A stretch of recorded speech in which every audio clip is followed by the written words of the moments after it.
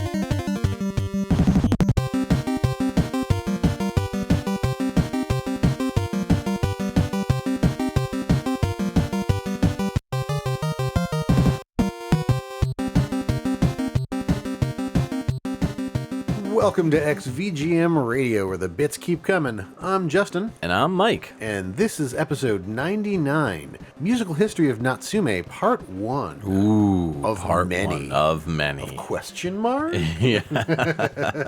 I have been wanting to do this episode since long before XVGM Radio started, when I was still doing Pixel Tunes Radio, just desperately wanted to do a full episode on Natsume. They're one of my favorite 8-bit, 16-bit era companies for video games, and there's so much amazing music from this company.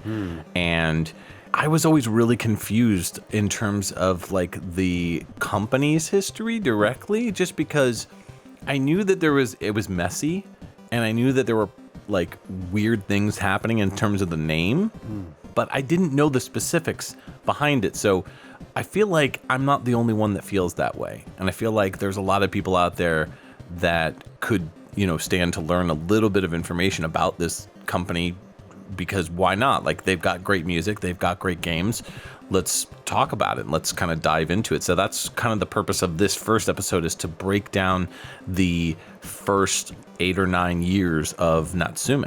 Yeah, I believe we're calling this pre-split. Yes. Yeah, this is the pre-split era. So before we get into the history of Natsume, or at least the initial history, this game that we came in on is a Famicom exclusive called Idol Hakenden. So this came out in 1989, and it was developed by Natsume, published by Toa Chiki, and we'll talk a little bit about publishing and Natsume's history on publishing as well during this episode. It was composed by Kiyohiro Sada and Tomo Misato. So what did you think of this one?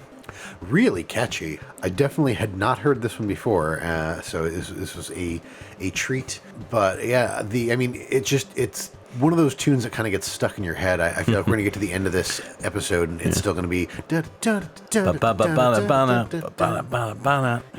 Yep. I was getting really into it towards the end, those runs just kind of like banging on my keyboard. Yeah.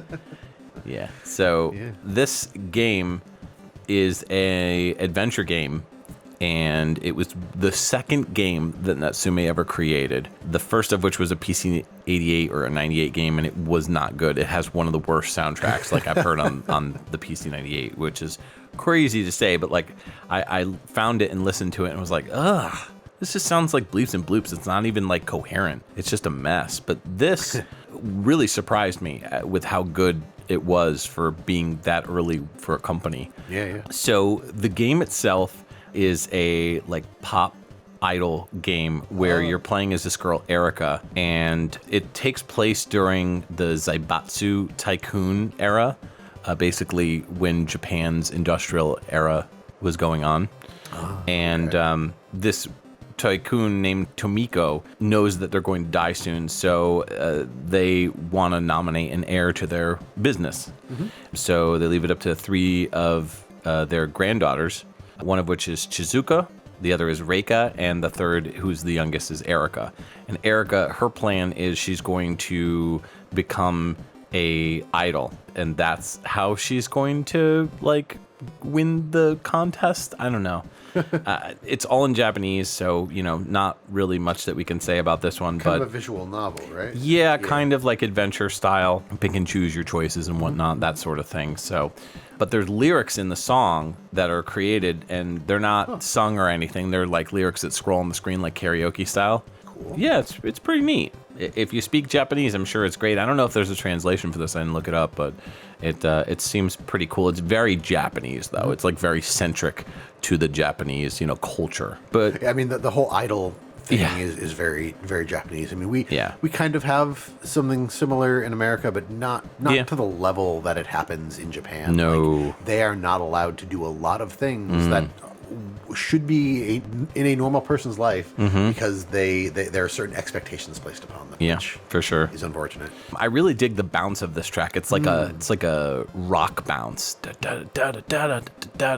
It really reminded me sound wise though of something from like SNK, like their NES era. Like if you told me that this track was on like the POW soundtrack on NES, I'd be like, okay, or like Ikari Warriors 3 or something like that. It really does sound a lot like SNK, but it also has elements of Konami too, which we'll talk about when we talk about the composer. But first, let's just get into the musical history of Natsume. We got a quick little write-up just to kind of go over some details, and then we'll get into the composers and move on. Yeah, so Natsume was founded on October 20th in 1987 in Japan. An American division was created the following year in 1988. And in 1995, the company split in half, with the American division becoming Natsume Inc., where they mostly were known for the Harvest Moon series, starting with the Super NES release. The remaining company, Natsume Company Limited, was mostly relegated to mobile games. However, in more recent years, they've been revisiting their classic franchises to either remake, re-release, or create sequels to them. So the Japan branch, Natsume Company Limited, changed their name in 2013 to Natsume Atari due to the merging with Atari. And these two companies will often work together on releases, especially in the US, with the traditional Natsume logo from their golden era being featured on many of their new games. Right. So it's basically Natsume Co. Limited was the original company. Yeah, right. And then they created the American branch, Natsume Inc., Yep. And they still were releasing games, like even though they were created back then, they were still releasing games here. You know, we'll be focusing on the pre-split Natsume Co. Limited branch of games for this episode instead of the US branch. So Natsume often worked with other publishers during this time, such as Angel, Taito, Mattel, Jalico, Milton Bradley, Toachiki, Tecmo, and more. Some ex-Konami employees ended up doing soundtracks for Natsume over the years, and the bulk of the soundtracks were mostly done, especially in later years, by Iku Mizutani, Hiroyuki Iwatsuki, and Kinyo Yamashita, with a range of additional composers who were brought in to assist or lead. Right. Yeah. So you're going to be hearing a lot of the same names kind of over, and so obviously we're not going to go over Iku Mizutani's resume every time we mention him. So, right. The first time they come up, we'll go through them. And, yeah. I mean, things will be going a lot quicker towards the end because we're not going to be talking as much about the composers. Right. Yeah, and we may even like save some too for like later on, just because we know that we're going to be talking a lot about the games and the history of the composers and everything. Speaking of the composer, so Kiyohiro Sada is an ex-Konami employee who started off with Stinger in 1986. They did King Kong 2, Ikari no Megaton Punch shortly after that. Games like Russian Attack, they did sound design on. And Contra, they were the sound creator on that one.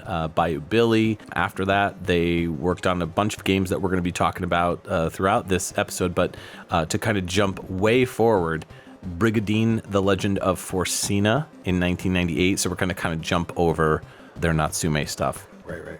Resident Evil Code Veronica, They did sound effects on.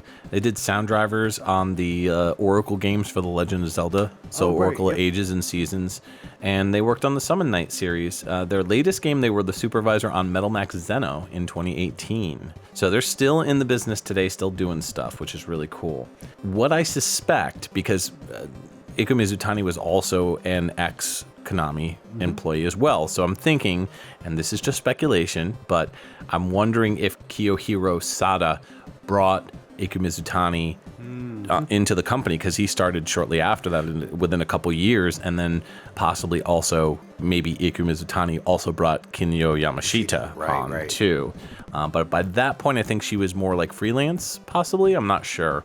The other composer on this, Tomos Misato, this is their only game credit. Oh, wow. So maybe just hired on as like a helping hand sort of thing.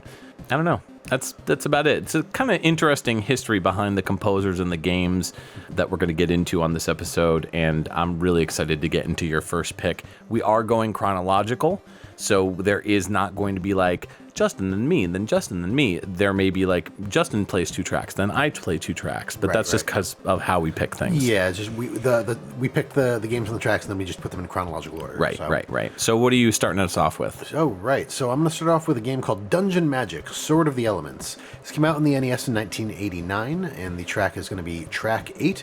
It was composed by Kiyohiro Sada.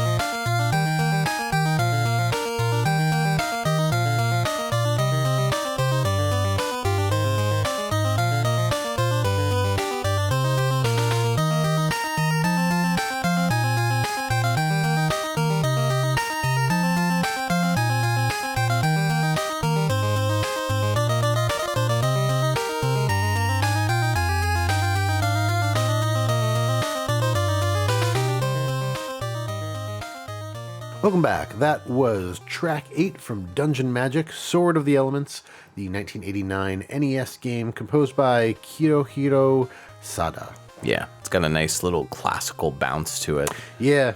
I very much get like hero setting out on a journey to this one. For sure. Actually, have you seen the Witcher series? Yes. Yeah, this could fit in with The Witcher if like they made it an 8-bit track. Sort of. So what I was thinking, or what was happening in my head is this feels like a song where I could see Jaskier singing a ballad about the hero. Okay. You know, the bard guy. Yeah. This very much feels like it's either or both. You know, the hero setting out on a journey, and or a bard that is with them singing a ballad about the great triumphs of yore. It's much faster though. I feel like if they slowed it down and made it like with a harp, that would kind of that sounds like that's how it would sound. I think if that was the case. That's fair. Yeah, that's cool though. Yeah. Tell me about this game. I'm going to be honest. This is one of those like bargain bin games that like I've seen a million times, but like I've never really played. I know it's like a first-person adventure kind of RPG game, right? Yeah, so it's a real-time first-person RPG, kind of like Dungeon Master and Eye of the Beholder. Okay. This was developed by Natsume. It was published by Natsume in Japan as a Dungeon and Magic Swords of the Element, and in North America, it was published by Taito. So the plot is, I hate calling things generic, but it's kind of a generic fantasy plot. 500 years ago, the Kingdom of Granville fought a war with Darce's the Dark Overlord. A great hero rose to challenge him. He owned 6 magical swords and a powerful suit of armor that was impervious to a lot of magic. And then 5 of his 6 swords were elemental blades. After defeating this great evil, he grew old, he died, and now 500 years later, on a dark, stormy night, Darce's the Dark Overlord returns to the land, and so you are taking up arms against him. Overall, I don't see a whole lot about the game or how well it fared, but it does have some interesting things about it. So one of the interesting aspects is the magic system in this game. So it actually reminds me, reading this, kind of like Wild Arms on the PlayStation, where you can like mix and match magic, because there are 5 different elements, basically: fire, earth, water, wind, and fairy magic. We're so close to Captain Planet. Yeah, no, I mean, heart, fairy magic, same thing. Sure. Heart is what wins battles. Yeah. Fairy magic, yeah. So each element has three unique runes, which can be combined with the other ones. So you can create a total of 243 different spells in this game. Oh, wow. That's a lot. Yeah, for an NES Famicom game, that I was like, that's pretty impressive. Yeah. So there's just a lot of ways that you can combine things. Some of them are rare, like super helpful spells. So like when you figure them out, they do really, really good things. I feel like this is one of those types of games where you really have to get lost in it in order to enjoy it. It's one of those like games where it's for a very specific crowd of people who really love these types of games. Oh, yeah. Like, I don't know if I could get into this, but it's got some good tunes, so I'm at least happy about that. Yeah, a lot of the other stuff on the soundtrack was really good. It was actually kind of hard to pick a track, and I ended up picking this one because I liked the upbeatness of it. Yeah, no, it's good. It's also worth noting that Iku Mizutani, who I'm going to tell you right now, he's my favorite composer. So if you didn't know that, now you know. But longtime listeners know of my appreciation of Iku Mizutani's work on video game soundtracks. He did the sound drivers on this one, and you can start to tell his sound right away because of that really snappy, like punchy snare. He's got that like psh, like it's like almost like an echo on the snare, and so that's kind of like his sound. That even going back to like the Konami era with him working on games like Metal Gear and stuff like that, he really brought that sound to Natsume and kind of evolved it as time went on. This musically, at least, doesn't sound like him. It's definitely a sound driver, but like musically, this is all our composer, Kiyohiro Sada, who we already talked about. So yes, we did. And I mean, you skip through the Natsume stuff, but plenty more to come. So we will hear some of the other Natsume compositions from Kiyohiro. Yeah, for sure. So with that said, what is your first pick here? Yeah, so we're gonna get into a game that if you're into games in terms of like prices, you're gonna be like, oh my god, like this is such an expensive game. It's called Dragon Fighter, and it's one of the more pricey titles on the NES. Got a very low print run. 1990 was the year of release, and this track is called the Dragon Fighter. And it's by Iku Mizutani and Koichi Yamanishi.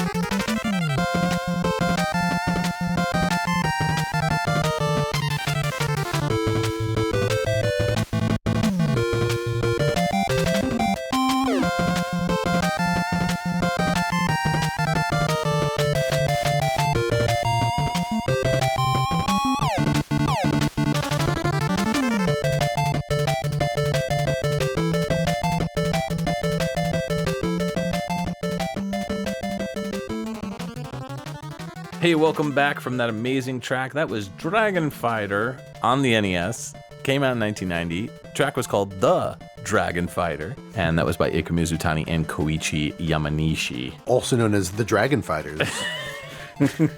Yep.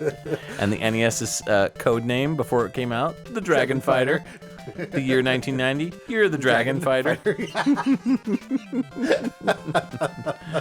What did you think of this one? This was really cool. I noticed right away one of your favorite things, that galloping bass. Oh yeah. I don't know if I'd call it a bass though, but it was a galloping instrument for sure. And the other thing I noticed, and I feel like this happens every so often with Iku Mizutani tracks, I just get Mega Man 3. Okay. I don't exactly know why. I mean, I do know why. Like it's Sparkman. Sparkman. It's some of the sound font that's being used there. There are certain things that happen that just remind me of the music from Mega Man 3. Okay. And I mean, not just Mega Man 3, but like that's the one whose music I know the best. Sure. So like that's just where I go straight to.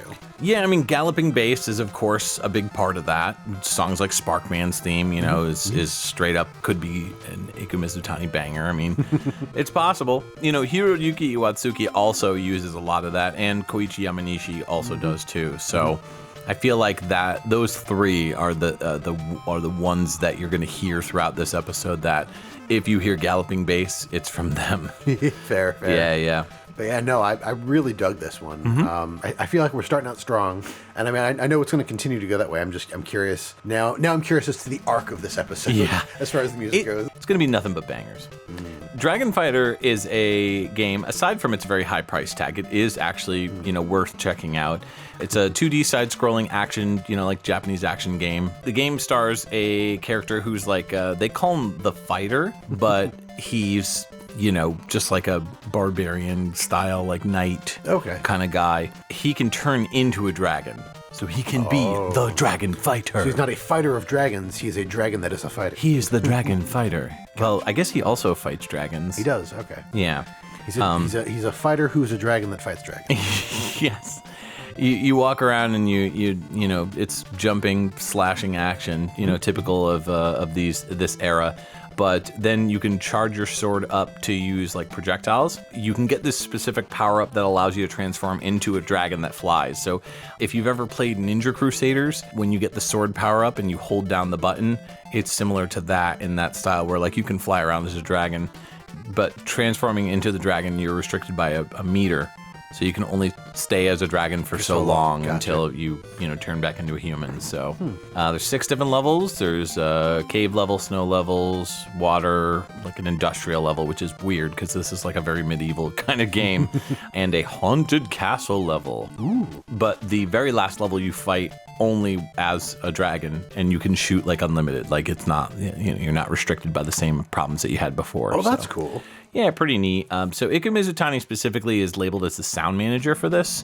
So I do believe that Koichi Yamanishi composed this one, but it's got Iku Mizutani's sound style all over it as well. So for sure. Yeah. I will say Koichi's tracks are a little bit busier than Iku's. Iku Mizutani is a little bit more groovy with his stuff. It's got a little bit more of a bounce step to it in a lot of ways, whereas Koichi Yamanishi definitely has like really heavy hitting stuff. So if that's kind of how you can tell the difference between the two in terms of composition. But I'm sure they work together, on these tracks, trying to compose them so their styles rubbed off on each other. Yeah, you want the soundtrack to be cohesive. So, right. Yeah. Mm-hmm. Nice. Yeah. So that's that. That's Dragon Fighter. Just emulate it.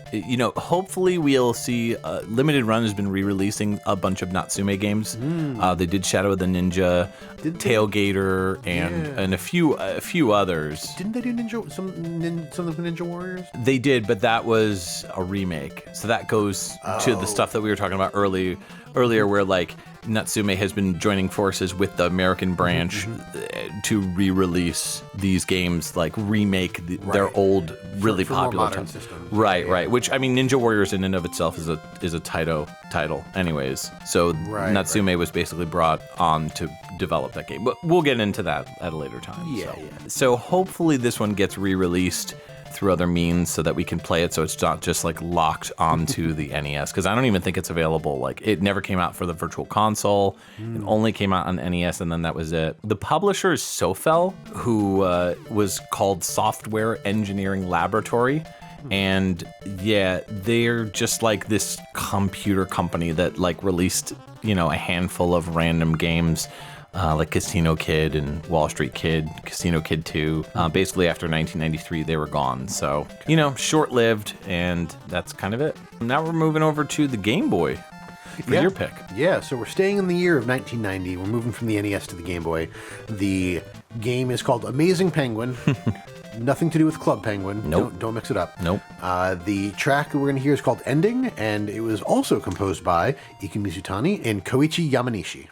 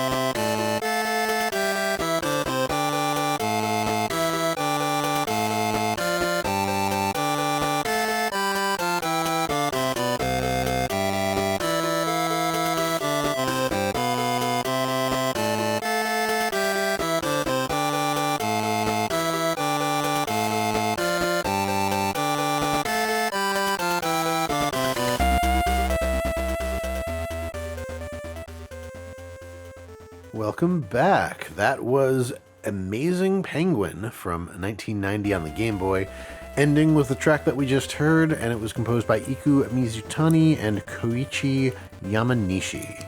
My question is, how does the penguin know he's amazing? He is told by those around him. Penguins lift each other up since they can't fly. I guess they have to. Yeah. I really kind of had a little bit of mixed feelings on this one, just because I think the transition halfway through the track really was very kind of rough. You've got this very light, fluffy, happy-go-lucky kind of track throughout it that had some really unique and different drum change-ups, where like the pacing of the drums like kind of switched it up a little bit, and I really like that. But then once it gets to the halfway point, you get this very low baritone, like, and it's like guttural almost, like for the Game Boy. It kind of evens out a little bit as it goes on, but the transition between the really high fluffies, it's, you know what it is? It's like, if you were singing way up here, then you went down here, it's really hard to make that kind of transition between, going from like a tenor to like a baritone. Like that's a rough go. Yeah, no, that's fair. In my mind, I kind of saw this as two penguins singing to each other. Okay. So something about the melody and the audible quality of it, I was like, oh, that sounds like a penguin. I don't know why. But, yeah. And then so to me, it was two different ones. So it was like a higher pitch, like maybe a female penguin, and then a boy penguin. Okay. I also got a very like cinematic aspect to it regarding like the penguins. I don't know why I had it in my head, but like kart racing, and it's like, the first penguin's like, the happy-go-lucky kind of Kirby-esque penguin kind of floating around, driving his little go-kart, Mario Kart type thing. And then out of nowhere, like, he gets bumped off the road or whatever by like the King DDD kind of style, like fat penguin, like, and like bumps him off the road. So that was kind of the vibe that I got from that musical tone. I guess maybe there's some sort of like visual aspect to this that we're missing because we haven't played this one. Maybe. So maybe getting to the ending, there's like, a cut scene that showcases that. I guess we probably should have looked that up, but oh well. Yeah. I mean, this more game, fun to speculate. Yeah, absolutely. I mean, this is kind of an action puzzle game. So you are playing the eponymous Amazing Penguin protagonist. So he calls himself Amazing Penguin? I don't think he calls himself Amazing Penguin. Okay, so he's just Penguin. He's just a penguin. Yeah, he's been demoted. Self-demoted. Self-demoted. But there are 40 levels in this game. Okay. And each of the levels consists of a number of lines on the screen that kind of divide the screen into a playing field of squares. And on those lines, there are switches and dots, and you need to activate the switches and kick the dots. And if all the lines around a square are cleared, it gets filled out, and all the enemies that are in that square just die, basically. And so the goal of each level is to fill in all the squares. You lose a life by either touching an enemy or running out of time. So the levels are timed. So it's an action game, but it's kind of like a puzzle. Like a puzzle game, yeah. Natsume made a couple of those, and they were pretty good. Games like Spanky's Quest, like an action game that was also kind of, in a way, a puzzle game. Yeah. So Eiko Mizutani worked on this one with Koichi Yamanishi. Yep, just like the Dragon Fighter game. Right, so not much that we need to say elsewise about... I don't think we talked about Koichi Yamanishi's games, actually, now that I think about it. So if you want to... Did we skip that? I think we totally skipped it, which there's not much to it, but it's worth mentioning. Yeah, no, that's fair. So Koichi Yamanishi just has 3 credits to their name. They started out doing sound on Shadow of the Ninja in 1990, and then they did composition on Dragon Fighter, and then sound design on Amazing Penguin. Right. A lot of people that are listening to this episode, they're going to start seeing that we're missing a lot of games that came out around this era. And that's because it is impossible to choose tracks for this, because everything sound-wise, for the most part, that Natsume was putting out here is gold, audible gold. So it's really difficult. Like, I was telling Justin this, I was like pulling tracks in and out like crazy up until pretty much like today. So it was for me personally as a super fan, it was very difficult to choose from the amazing breadth of quality that Natsume game music has. Yeah, so that's also why we're breaking this up over multiple episodes. Yeah. There's so much to showcase that it's worth it to kind of slow down and take our time with it and kind of dive into more of the repertoire than just say, here's 10 games over the course of 20 years. Right. So we're really kind of, taking our time with this. So, we may miss some games that might be your favorite. And if we did, we apologize. But there's just I don't so apologize. much. You don't apologize? No Justins were given. Oh, man. It looks like we're getting a call on the caller request hotline. Oh. So Janine is here in the studio helping us out, taking calls. So Janine, go ahead and pass that call over. Yeah, thank you. XVGM Radio, you're on the air. Who's this and what can we play for you? Officer Steve Herman. My arms, they're gone. They've been ripped off by the Metal Command. 911, please help me. I'm sorry, Officer Steve. This isn't 911. This is XVGM Radio. What? Did I misdial? You must have. If your arms are ripped off, I don't know how you dialed, but noses can sometimes get in the way. I used my teeth and my wit. Oh my. Well, I can't help you, but I can play music for you. I mean, we could certainly transfer you to 911 after this. Janine is already getting them on the line. Yeah. So we'll transfer you over in just a minute. But hey, while you're waiting for that 911 transfer, what do you want to hear? Play something from Shatterhand. That doesn't sound good. You got him on? Okay, go ahead and transfer them. Hopefully he's still there. Yikes. Can you imagine if your arms got ripped off? I don't want to imagine. That sounds painful. Yeah, but would you get metal arms? Oh, of course. I mean, if it was an option, absolutely. Okay. I'm not going to go around armless. Now, would you be more like Jax or would you be more like Shatterhand? That's tough. I feel like I'm not active enough to be like Jax. Okay. So we'll go with Shatterhand. So you wouldn't be a military guy, you'd be a cop guy? Sure. My mom was a cop. Right, there you go. Shatterhand is our next game, and it's the NES game that came out in 91, right? Yeah. We'll play areas E and F, and this game was composed by Iku Mizutani.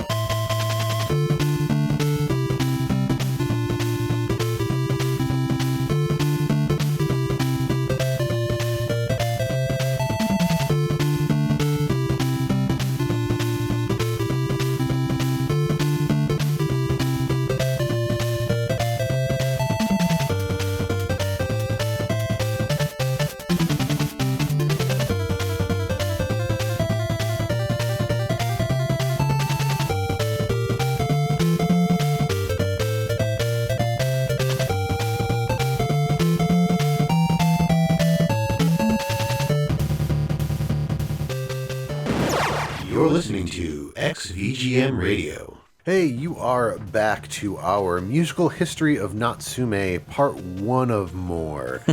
That was areas E and F from Shatterhand, the NES game that came out in 1991, composed by Iku Mizutani. So good. So good. So very good. Every single song on this game is amazing. It's such a good soundtrack. It really is. This is another one where it was hard to pick a track, and I think we have played 1 or 2 Shatterhand tracks previously. Well, I think 1 when I looked it up. Yeah. And because I had to double check, because I was like, didn't we play this one? And I looked it up, and I was like, no. Yeah. No, I think you picked a different track or something like that. Yeah. So, it's just, there's a lot of really good stuff. How could you not play Shatterhand? I mean, like, you got to. It's a Natsume game episode, you know? Right. Well, and that's the thing. Yeah. I mean, I appreciate you letting me kind of have the first pick of tracks, because Yes. you're like the super fan. Like, I know what I want to do, but I'm gonna let you pick first, and then I'll see what's left. No, I tried not to pick all of the like super popular, and like I wanted to leave you some really good stuff, even though there's plenty of good stuff. Oh, sure. I didn't want to be the guy like, oh man, you picked all the things I was going to pick anyway. No, I went super obscure for a lot of stuff. Like, I could have easily just been like Shatterhand and Ninja Gaiden Shadow and Shadow of the Ninja and, Mighty Morphin Power Rangers, and we're done, But, like, I did want to, like, diversify a little bit. Yeah. And I also didn't want to just pick all Iku Mizutani tracks, too. That's also fair. So we've got some pretty good selections here from a lot of different composers, not just Iku, so. Yeah. So we have talked about Shatterhand before. Yes. So I'm not going to go deep into the lore and the gameplay here. Again, game developed by Natsume, published in Japan by Angel, in Europe and North America by Jalico. The game was originally released in Japan as Super Rescue Soul Brain, in Japanese Tokyu Shirei Soru Brain. Yep.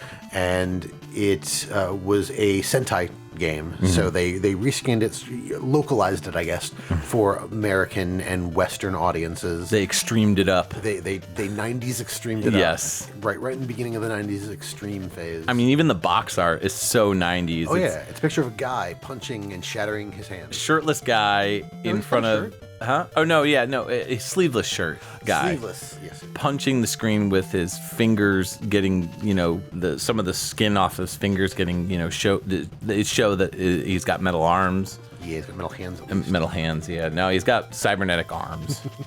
But, yeah, it's so 90s. It's awesome. Yeah. So it's set in the year 2030. Wow. 7 years in the future. 7 years. 7 years until you can get cybernetic arms, Dude, Mike. I'm signing up. That's it. But a group of military renegades known as Metal Command, led by General Gus Grover, followed by General Arnold Elmo.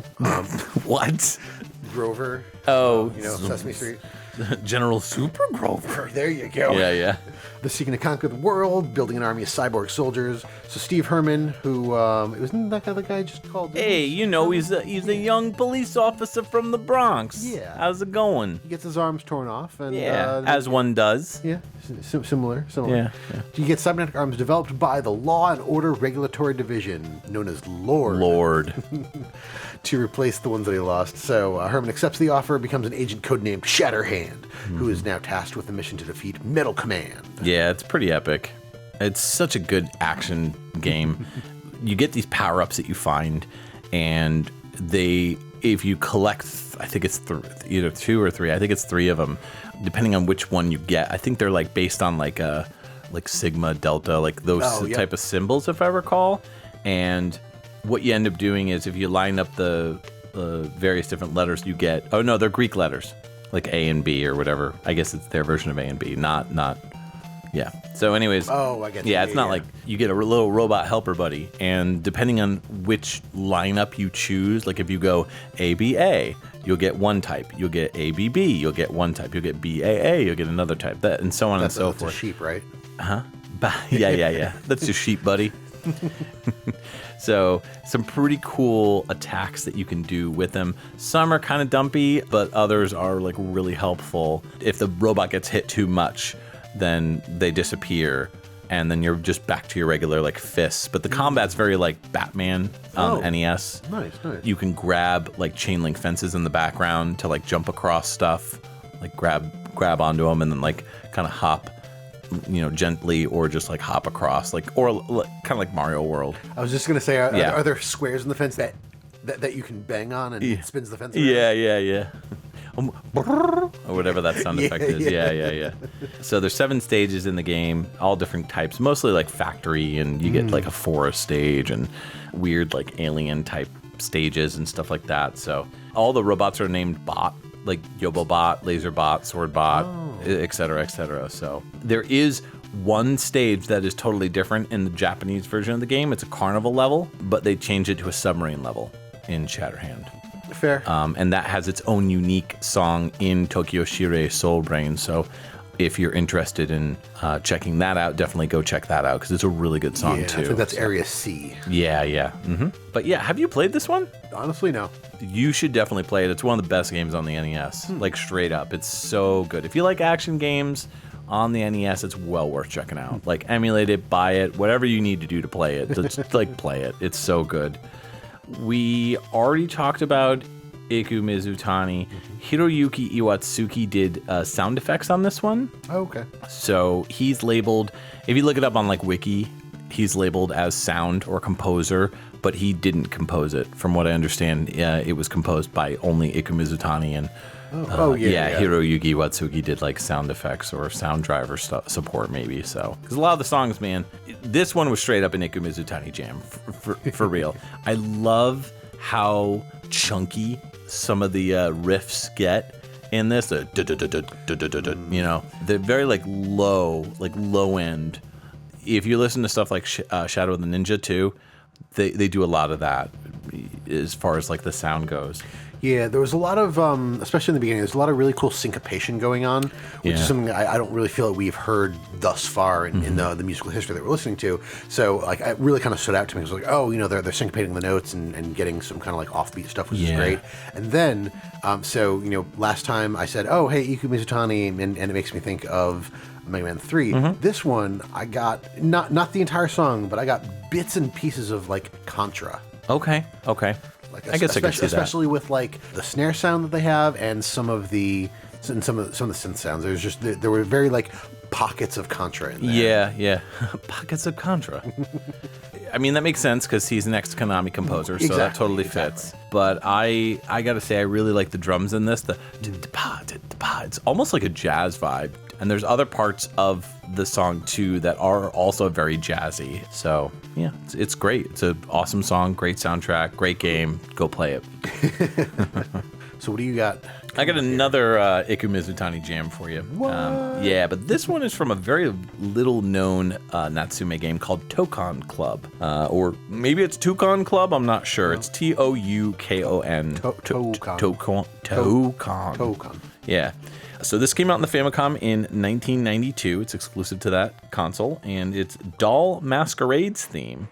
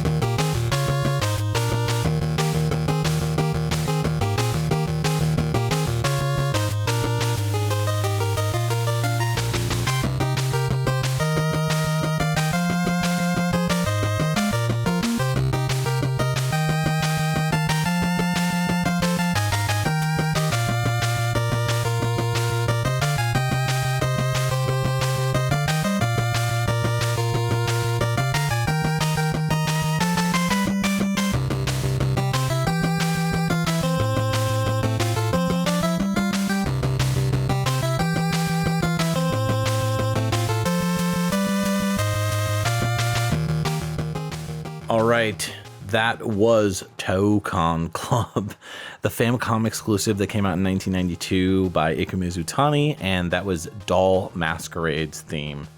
This is a wrestling game for the Famicom, and all the characters are like super kind of cutesy, chibi, kind of almost like borderline chibi style. But it looks to be a really fun game. This has been on my wish list for a while of a game that like I would love to track down and try to find. I've never seen it locally, but I feel like it's one of those games that if you did find it locally, it would be worth nothing because like nobody knows what it is. It's like the definition of rare but cheap. You know, in a lot of ways, like it's like a $30 game, like if you buy it on eBay or something like that. But this is like one of those things that like nobody knows what it is. Like it's not even on Moby Games. It's not on Wikipedia. It's one of those things that you would only find out about if you were a huge super nerd for Natsume, like me. So because it's so unknown, I was like, I gotta play something from this. It's got a great soundtrack. A lot of the tracks are very similar to this, where they have like, you know, the Iku Mizutani kind of bop style. Some tracks are heavier, some tracks are a little bit more lighthearted and fluffy kind of.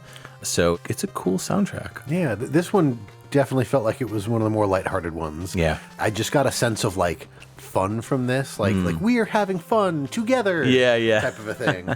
So I loved it, and on top of that, like this kind of had a buzzy bass going throughout it, which is something that I always enjoy. So there was a little something here for everybody, I feel. Yeah, for sure. I especially really like the more like Shatterhand-esque kind of stylings of the guitar, kind of da da da da da da da da da. You know, it's got that really kind of grovelly chug to it, which I love. So it was cool to hear that again here. I remember the first time I heard the soundtrack, it wasn't too long ago. It was like probably within the past like year or so. And I was like, this is so good. Like, how did I just find out about this? So there are still NES and Famicom gems out there, boys and girls. So For sure. yeah. I don't really have much to say about the game itself. It looks pretty cute, you know, chibi style. There is a romhacking.net translation for the game as well. The wrestlers all have kind of silly names. One of them's name is Iron Lips, and he looks like Hulk Hogan. Iron Lips. Iron Lips. Nice. This character, Doll Masquerade, is kind of like one of those, what do they call them, like the Luchadors? Mexican luchadors? Yeah. So there's a little something for everybody. There's like a sumo wrestler type character here. I think they tried to really capture the spirit of like World Wrestling Federation, but like in Japan, you know, all the different like Japanese leagues that are out there. Oh, like yep. Zen Nippon or whatever they're called. I can't remember. So, but awesome track, cool stuff. Again, it's Ikumitsu Tani, so there's really not much to say. I don't think we've actually covered all the games that he's worked on. So I'll tackle some later games just to like maybe some non-Natsume stuff, because he did eventually leave Natsume. Right.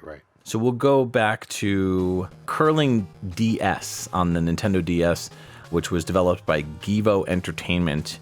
That came out in 2006, and he's credited for sound on that. Then he also did King of Fighters 13. He was one of the sound designers on that. He's credited for Mega Man Legacy Collection 2, doing sound. I'm assuming that it's like either remix sounds or he worked on like the arrangements of certain tracks or something like that. I don't recall anything specific in this that he's worked on. Definitely nothing with Capcom in terms of like the games themselves, because like Legacy Collection is just a collection of games. Right. So I know he didn't work on any of those games directly, but like it's got to be like menu music or something like that he worked on. Oh, yep, for the game select. Yeah. His latest game was in 2020, which was Hero Must Die Again. He's credited as a sound manager on that. That is a Switch, PS4, Vita, and Windows game that came out. The composer on that one, though, was Kenji Ito. So, again, taking on the reins of sound manager, which he did a lot of later on down the road in both Natsume and later on. Most of his like GBA games that he's credited for, he's also credited as a producer or sound manager on. So, yeah, I think like he probably did composition on some games and was kind of wearing multiple different hats during that time. So, yeah. Every soundtrack that he's ever done, I've really like found something special on. I cannot stress enough that I enjoy his music. Anyways, Yeah.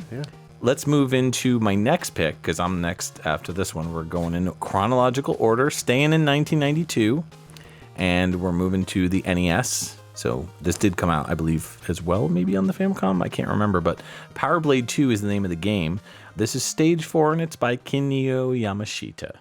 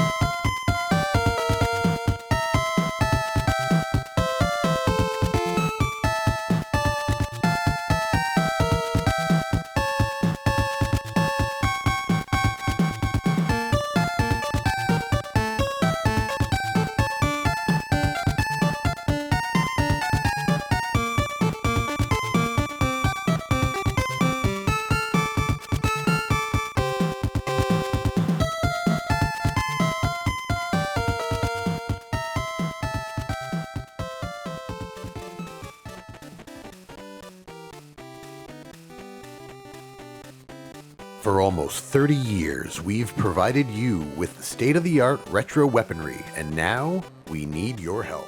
Hi there, I'm Serbia Steve, owner and proprietor of Steve's Weaponry. Don't you mean proprietor? Whatever. I don't have time for your proper verbs and whatnot. I'm here to tell you that we need your help. Steve's Weaponry is liquidating. Liquidating! Yes, that's right. All our finest and 8-bit weaponry is on a fire sale for the next 3 weeks.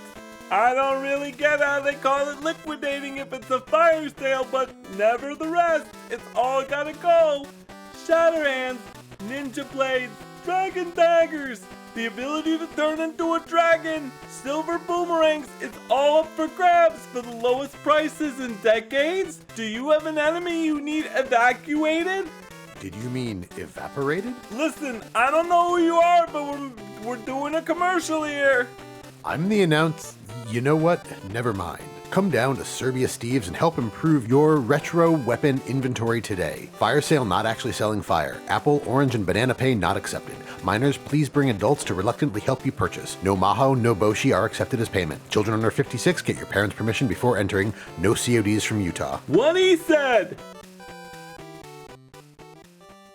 Oh man, Power Blade 2, that is a great song. That was stage 4. Kinyori Yamashita was the composer, and that one first came to the NES as Power Blade 2, then it ended up getting ported afterwards to Japan. So starting off in North America, I guess, from what I understand, the Power Blade, the first game sold very well for them, so they were like, let's make another one, and let's make it centric to the US. Or North America, you know, US and Canada. So game released and it didn't sell as well. It was also later in the NES's life cycle where people were starting to get like Super Nintendos and stuff like that, or wanting Super Nintendos. So didn't really sell as well, which is most likely why a third game was never made. So Power Blade is an action game series, you know, Japanese action, side-scrolling, very similar to Mega Man in a lot of ways, but you're using a boomerang. You're playing as this character named Nova, and in this game, this is the sequel, where the U.S. Department of Defense is trying to take down this group called the Delta Foundation, who've created this like new robot cyborg thing that could potentially, if depending on who gets it, if it falls into the wrong hands, then it could be, you know, detrimental to the security of the nation. So what you do is, just like in the first game, it's Mega Man style. So you go around to different areas and you pick which area you want to play through. And once you beat it, then you can pick whatever levels you want pretty much. So the game takes place in the year 2200, the day before Christmas. You've been told by the U.S. president that if you don't stop the Delta Foundation within a week, that they will sell the cyborg, to another government and to potentially like wreak havoc on the U.S. So that's pretty much it. It's a really fun game. The first game I think I like a little better, but the second game's still a lot of fun. Yeah, sounds like they added some things to it to kind of increase replayability, or just make it more fun. Yeah, I think so. You know, they tried some different stuff. They also tried to like maybe implement like some, I think more towards the end, there's like some cutscenes where you come across some random character and you're just like, huh? Like, where were you this whole game? And they're like, you need to do this or that or whatever. The first game, you would find like all these like hidden espionage spy type people who would like give you cards, like key cards and stuff, so that you can exit the level. So that was more like the first game. This game, I don't believe that they're also in the second game, if I recall, but it's been a really long time since I played it. But it's got a great soundtrack. Miss Yamashita does soundtracks that are much more like emotional, I think. This track in particular kind of stands out as a little bit more of an emotional journey. Yeah. In a lot of ways, you know? Yeah, no, I would agree. Like, a lot of the stuff that we've been listening to up until this point has been more kind of energetic, and this has been a little bit more low-key. Yeah. Which is really good. I mean, it's different than what we're listening to, but still very good music. Yeah, a lot of the tracks, like, instead of it being more like blues, rock, metal based, like a lot of the other stuff we've been listening to, or maybe like rockabilly, like that type of stuff, this is a little bit more like Latin with a lot of the vibes. Okay, yeah. It's like very dancey. very like samba-esque, almost like a sad samba, if you will. So, but I really dig it. I think the soundtracks are great. A lot of fun. Just a very different vibe from what we're used to hearing from Natsume. This was developed by Natsume. It was published by Taito, much like the first game. Yep. And so I think that's probably the biggest reason why these games are not available like through like limited run or like, you know, even getting re-released through like Retrobit or any of that. Maybe they're working on it. Who knows? I know they've done a few Taito re-releases now and then, but it'd be nice to see these games get re-released. Power Blade 2 in particular sells for like $800 loose. Oh, wow. It's just unfathomable. Like, do not pay that. Emulate it. I bought it for $50 years and years and years ago. Damn. And that was like, I don't know, spending $50 on this? Like, I don't know. And I bought it just on a whim. I knew it was cheaper than it was going for at the time. It was only going for like $100 or something like that. But I was like, this is a good deal. Yeah, sure, I'll buy it. I like the first game. And so, yeah, please don't buy these old games for that amount of money. I mean, don't do it. Just wait for something to come out, like a proper re-release, or just emulate it. But it's well worth playing. Definitely check it out. Nice. Yeah. On that note, it looks like we are getting a call on our Patreon call request line. Yeah. Let's take a call. Janine, pass that over to us. XVGM Radio, who is this, and what can we play for you? Hey guys, it's Ryan McPherson. I'd like to request Staff Roll from Zen Nippon Pro Wrestling from the Super Famicom. Sweet. All right, well, let's do it. So this is Zen Nihon Super Famicom 1993 Staff Roll by Iku Mizutani and Hiroyuki Iwatsuki.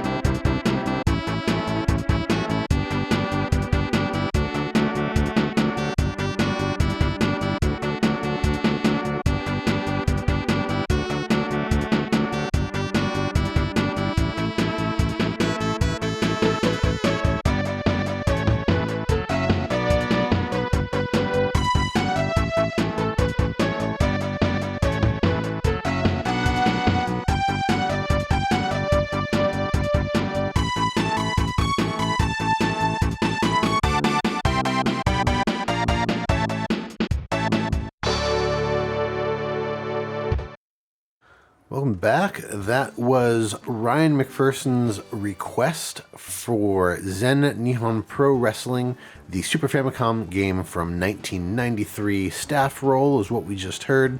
We actually have three composers on this: Iku Mizutani, Hiroyuki Iwatsuki, and Kinuyo Yamashita. Yeah, and just to clarify, some sources do show it as Nippon, some sources show it as Nihon. fun times. Yes, both technically the Japanese word for Japan. What did you think of this one? Man, this one was really... So I kind of want to compare it to your Power Blade 2 track. Okay. I don't think they're really comparable because they feel very different, but they both have kind of like the overarching low-key kind of feel to them. Like, obviously, this is the staff roll, and this feels like a staff roll. This is definitely the, like, hey, you did it, the game's over, good job. Yeah, for sure. Japanese composers were really good about, like, putting a button at the end of a game, you know, really making you feel like you did it. Yeah. You beat the game. And this is no different. So, great pick, Ryan. I really dig the more like saxophone-y kind of vibes from this. There's like bits of saxophone in there with that horn section. I could really picture this being like a 50s kind of swing. Okay. Yeah. So I feel like maybe a little bit later than the 50s, but maybe yeah, 60s. Definitely got like some jazz. And as soon as you said sax, I was like, yeah, no, I definitely get sax vibes from that main melody. Mm-hmm. This definitely fits more in line, I think, with Hiroyuki Iwatsuki's sound style than Ikumizutani's. And probably, if I was to guess based on what I've heard, I would assume that Iwatsuki worked on this with Yamashita for this particular track. It really kind of sounds like something that they put together. Yeah, I really don't get much, if any, Mizutani out of this. No. Probably just like sound support, if anything. But perhaps the rest of the soundtrack has some more like Mizutani jams in there. So, but yeah, this is like a wrestling game with wrestling people from like Japan, right? Yeah, because I think Zen Nippon is or was an actual... What do you call it? Pro wrestling thing. Yeah. The sequel, they changed to Natsume Championship Wrestling. That's you could play that on the Switch even. So if you're curious about what this game plays like, you could probably just play the sequel and get a sense as to what it's like.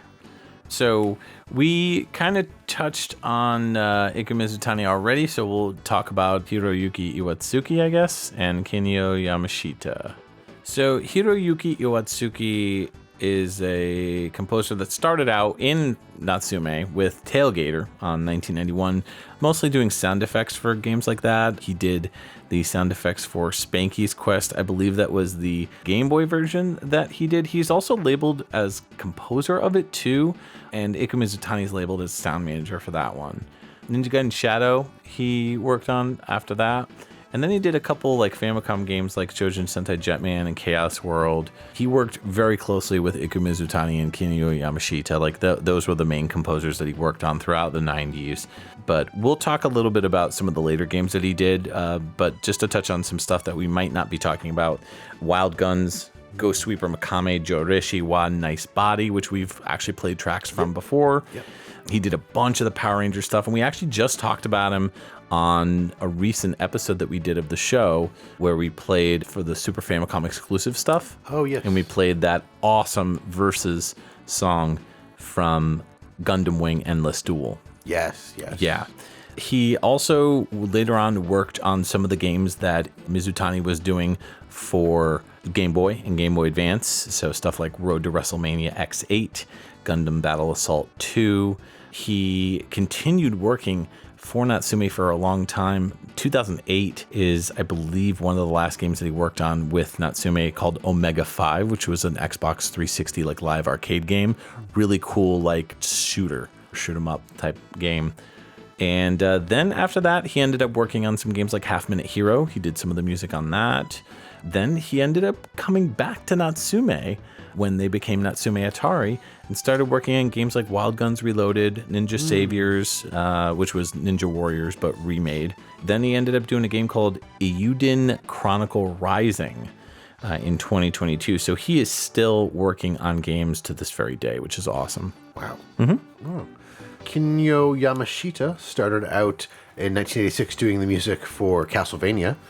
And then we've got 1987, did the music in a game called Esper Dream, Power Blazer, Power Blade 1 and 2 doing sound.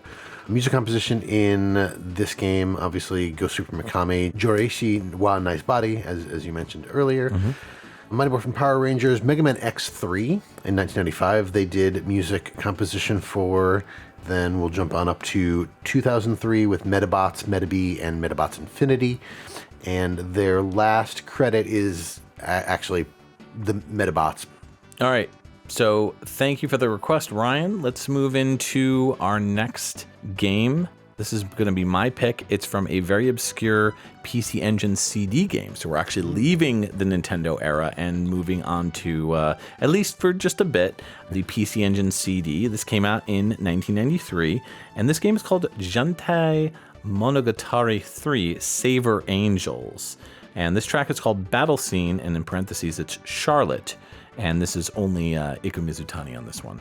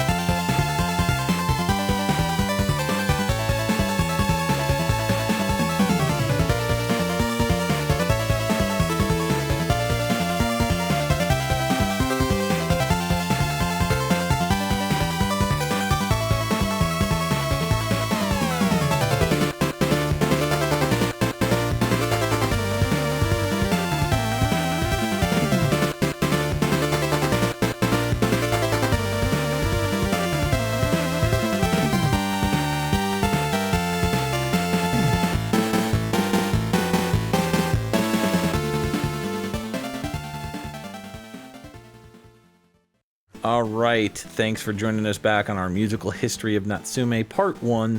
That was the only PC Engine CD track we'll be playing today by Iku Mizutani. That's Jantei Monogatari 3 Saber Angels, the 1993 release that we played a track from. And the song was called Battle Scene, and in parentheses, Charlotte. What did you think of this one? This is another one that I was like, oh, this is different than some of the stuff that we've been hearing, because a lot of it has either been, the more recent stuff has been kind of more low-key, and some of the earlier stuff was more energetic. This still had energy to it, but this felt more soaring. Like, this felt more, like, overarching. Mm-hmm. Definitely feels like a battle track, which Mizutani knows how to bring the jams. I really dig the more towards the beginning part, the da da da da da da da da da. It's just so, as you said, soaring. That's the only thing that comes to mind for sure. This game, it's a series of games that have come out, like adventure games, but there's lots of cutscenes with scantily clad ladies, you know. On the PC Engine? No. Yes, I know, believe it or not. But peace on Earth has been restored thanks to two characters, Devon and Marie. But there's these three cosmic spirits that are coming to Earth, and they take on like a corporal form. And they enter the bodies of three girls who died fairly recently. So all three were really big-time mahjong players. And so now that they're alive again, they have these, apparently, quote-unquote, they have these mysterious mahjong powers. Yeah. There's some kind of academy that opens, And so the Saver Angels, which I believe is Divan and Marie, have to defeat any demons or bad guys in Mahjong. Oh, okay. And that's the game. So it does have some adventure elements, but it's also including like first-person perspective stuff like point and click, that sort of thing. You can trigger certain scenes which end up bringing you to like Mahjong games. So there's also a Mahjong mode that allows you to like choose a different character and an opponent from the story, and then you can play them in Mahjong. So if you just want to jump right to the Mahjong, you can. So Nice. Yeah. That's pretty cool, actually. yeah, it's pretty neat. I mean, you know, again, just be forewarned. Look, when you look up pictures, there are scantily clad ladies, so just keep that in mind. But yeah, it's definitely one that I came across within the past maybe 2 years or so, and was just like, whoa, this is really good. And this track in particular always really stood out to me. I really enjoyed it just for its like soaring nature, for sure. So I had to add it to this episode. Yeah, no, I really enjoyed it. The kind of beginning part of the melody reminds me of something else, but I can't quite place it. Like my mind is bouncing between Mega Man, Castlevania, and Contra, and it's probably somewhere in the middle there. I could see that, yeah, that makes sense, especially Castlevania. Yeah, for sure. All right. Well, we already talked about Ikumizutani, so we can move on to your next pick. And this one is one that I would definitely wanted to pick from. So you beat me to it. What's this one? Yeah, so this is my last pick, actually. This is going to be from the Ninja Warriors, the 1994 SNES game.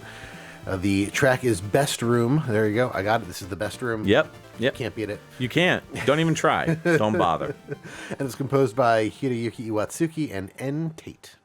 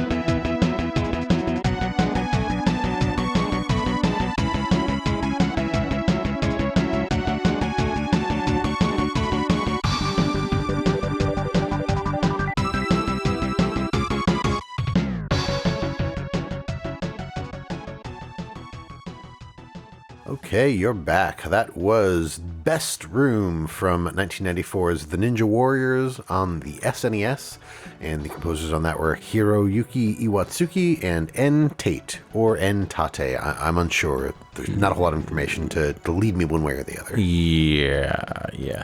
Great game and soundtrack. One of the best on the Super NES. This is based on the Ninja Warriors property that came out in arcades and later on the Mega CD. But this is a remake of that game called Ninja Warriors Again, or Once Again in Japan. Yeah, in Japan it's Ninja Warriors Again. Yes. Yeah, the game has been called both a remake and a sequel, and all other sorts of things. It basically does follow the plot of the original Ninja Warriors, where there is a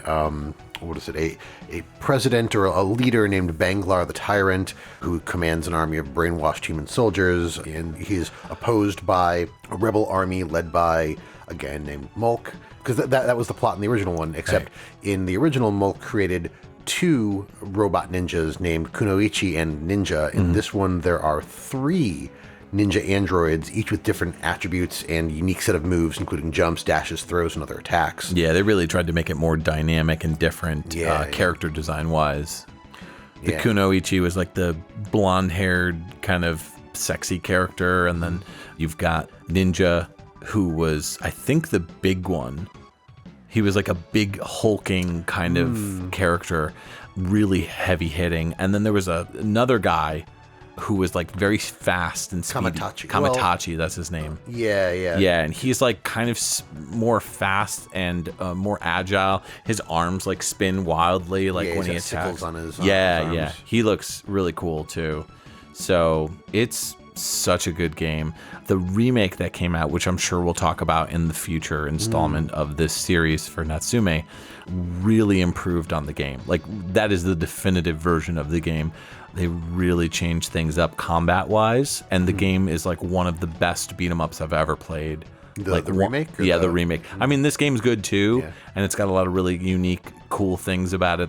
But like, it just, the new game that they created like really flows so much better combat-wise than the original did. It's the original is a little bit more stiff, a little bit more like a Final Fight, Streets of Rage kind of, style. And then they just really turned up the dial for the new one, added new characters, new, Oh, nice. Yeah. So it's a great game. Yeah, I mean, the original kind of set the stage for all the beat 'em ups. Oh, for sure. So like it's kind of a staple. That's also the one that was like the X-Men arcade game. It had the 2 screens. Like, it was a double wide 2 or 3, I can't remember which. Oh yeah, I think you're right. I think it's 3. Yeah, Right. Yeah, that was the original Ninja Warriors game. Arcade. Yeah, the arcade game. So that's the more infamous one with the 3 screens or whatever. This is a Taito property, and basically, I guess because of the close relationship that Natsume had with Taito, they were able to make this happen. But then, like, years later, didn't like Taito get bought out by Square Enix? So like, Square Enix technically owns Taito now. So like, the fact that these games are coming out now, where they re-released this game in particular, is just like unfathomable. Like, I would have never thought that would have happened, and it did, which is great. What do you think of the song, though? I thought it was the best room. Yeah. No, I picked this one because we played, so Daddy Milk's not on this soundtrack. That's the original one. This has a completely new soundtrack composed, like I said, by these other folks, not the original Taito, or was that Zuntata?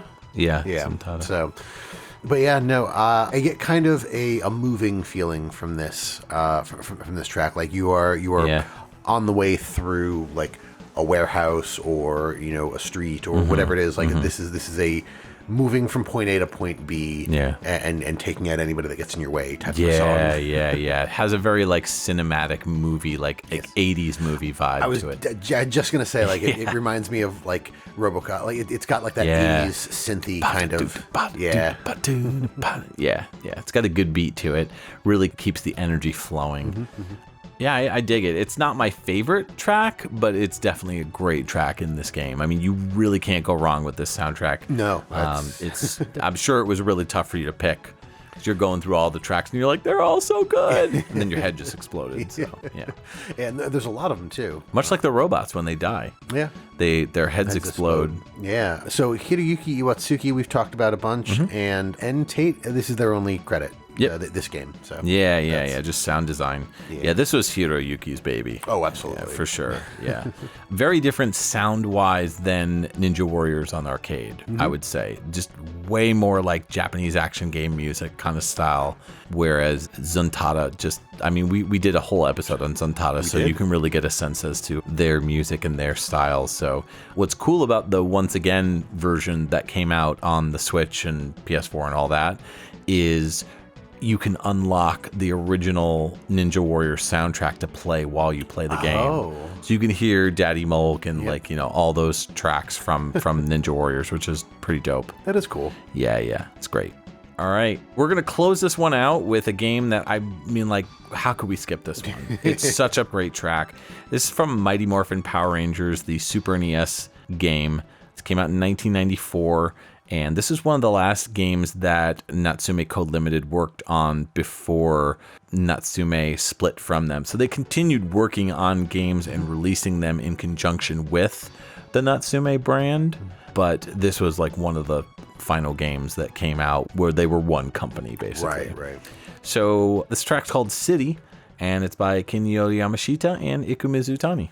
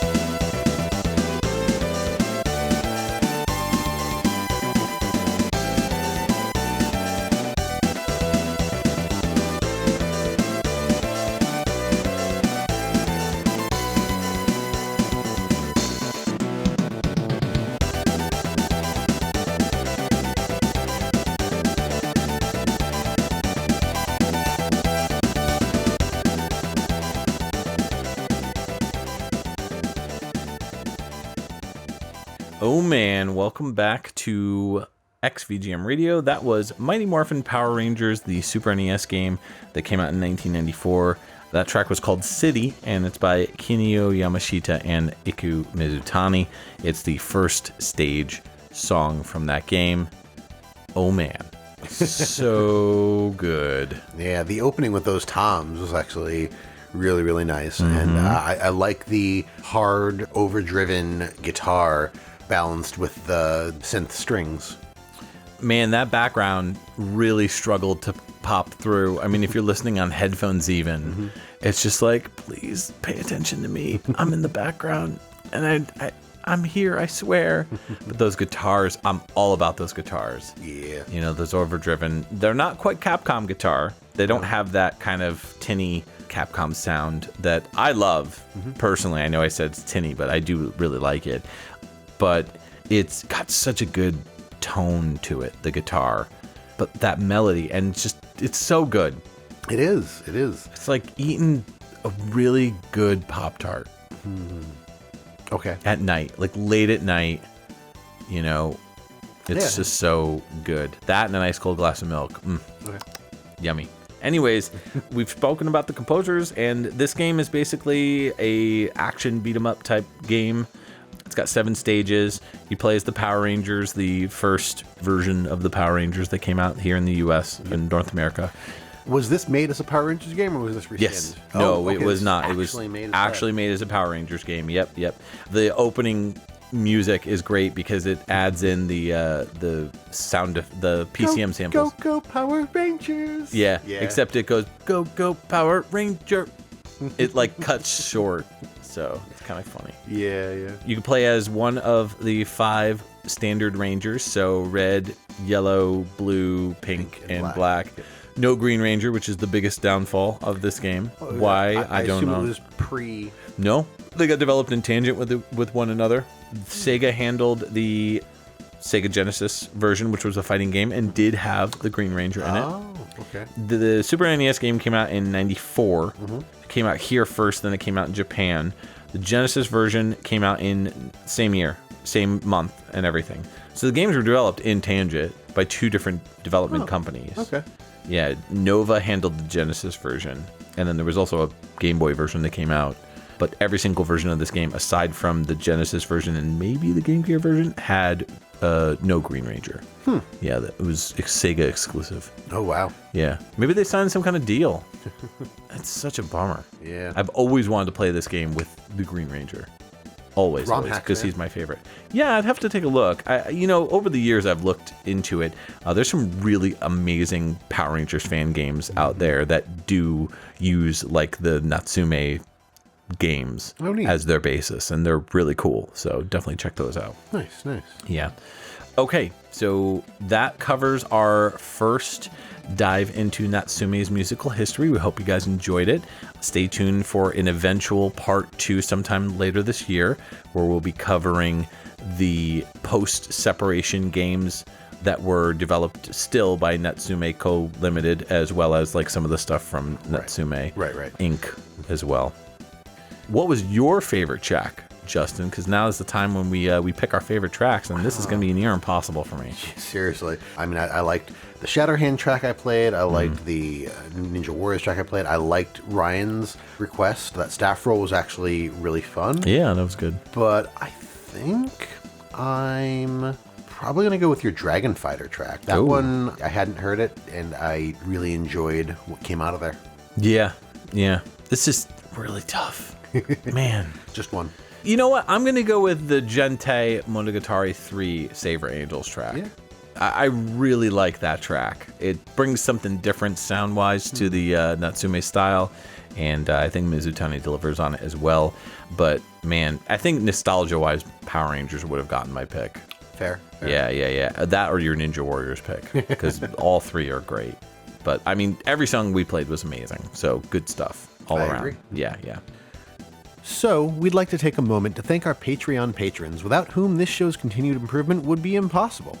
They are Cam Worma, Jordan and Anson Davis, Kung Fu Carlito of the Heroes 3 podcast, Scott McElhone, Chris Myers, Brad Austin, Chris Murray, Llama Adam, Marcus Stewart, Scott Brackett, Nick Davis, and Ryan McPherson. If you would like to become a patron, you can sign up at patreon.com/XVGM Radio. There you can see the different tiers as well. Just $1 gets you a thank you and access to our monthly live shows. You can visit our website, xvgmradio.com, where you can listen to all the episodes and learn more about your hosts, as well as any of our guests or composers that we've had on the show. If you'd like to reach out to us, you can always email us at xvgmradio@gmail.com. If you like what you've heard, please consider giving us a review on iTunes. You can join our Facebook group and chat with other VGM lovers at www.facebook.com/groups/XVGM Radio, where we talk about everything from current game news to sharing awesome VGM tracks or just talking about the podcast itself. You can also find us on Twitter and Instagram. Our handle on both those sites is at XVGM Radio. If you don't have any other social media or just want to try something unique, check us out on our Discord group chat. Links in the show notes. All right, now's the time of our podcast where we announce the upcoming stuff. Oh, right. That's a thing we're doing now. Yeah. So yeah, on the 14th of March, we have XVGM After Dark. We're going to be listening to the Snake, Rattle, and Roll soundtrack on vinyl from your collection, so that'll be a good time. And then at the end of the month is when we have our live show. So the 31st of March, if you're a patron, tune in. If you're not a patron, become a patron and then tune in. So we do not know what the theme is going to be at the time of this recording because we have to put it to a vote. Yes, so it'll be up to you guys to vote on it if you're a patron. So Yep. So stay tuned for that, and please vote and let us know what you'd like to hear. And then in April, what's happening? It's Listener Picks 2. So episode 50 was our first Listener Picks, where we asked you all for what you want to hear, and we've done it again. So we have 11 tracks hand-selected by listeners like you, not just patrons. Anybody was up for this one, and we got actually a lot of folks that are not patrons wrote in to request some stuff. Some other fellow podcasters. Yep. Other BGM podcast hosts have said, "Hey, why don't you play this?" And we said, "Sure." We haven't played it before, so it's gonna be a good time. We're gonna have a lot of testimonials and a lot of music talk. It's gonna be awesome. This is the second podcast that I've done where I've hit episode 100, and I'm just so glad to be doing it again. Yeah, and I think that this is just. I think it's kind of just the beginning. We've got some cool stuff planned, some special stuff for the 100th episode. So stay tuned, and we'll see you then for that. But until then, this is Mike and Justin signing off for XVGM Radio. Yes, that's right. All of our finest in 8-bit weaponry. 8-bit weaponry. 8-bit weaponry. Yeah. Because I did kind of get a cinematic element to this. This kind of sounds like a staff roll, like a credits theme. Yeah, that's why it's called Ending. Oh, okay. Never mind. All right, hold on. Wow. I totally forgot it was called Ending. Yeah, duh. I got so into talking about the penguins. We'll cut that.